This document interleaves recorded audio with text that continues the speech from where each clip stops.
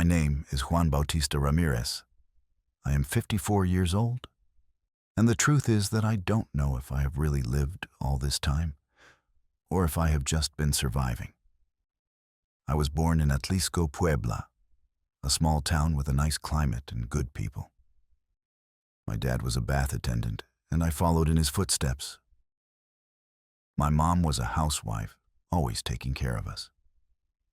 There were 5 of us siblings, and I was the second oldest. From a young age, I knew that my destiny was not to stay there, although I never imagined that fulfilling that destiny would hurt so much. Today, I live alone in a small rented room in Houston. I work when there is work, and when there isn't, I scrape by as best I can. I don't have papers. I never did.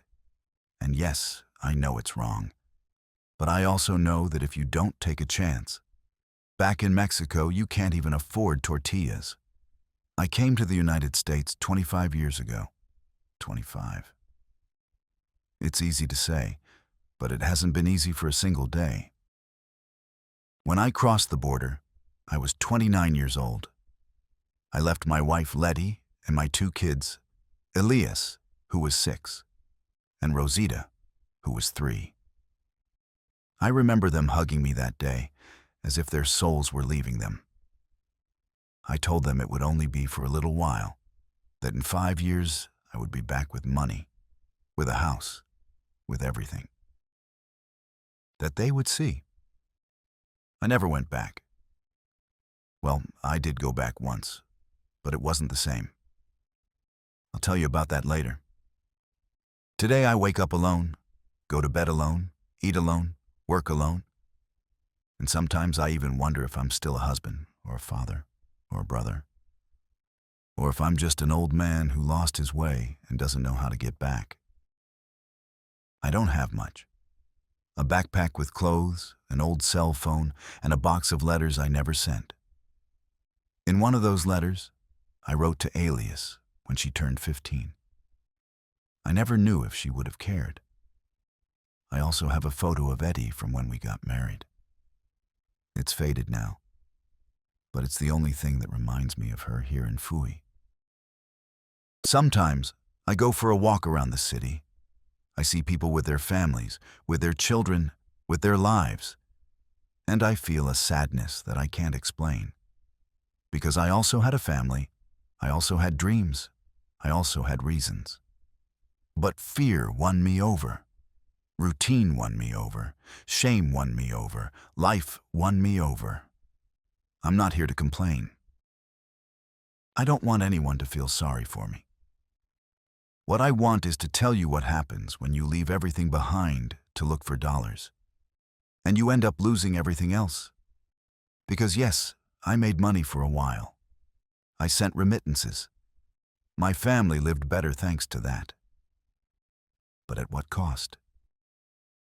What good did it do me to fill their table if I was erasing myself from their lives?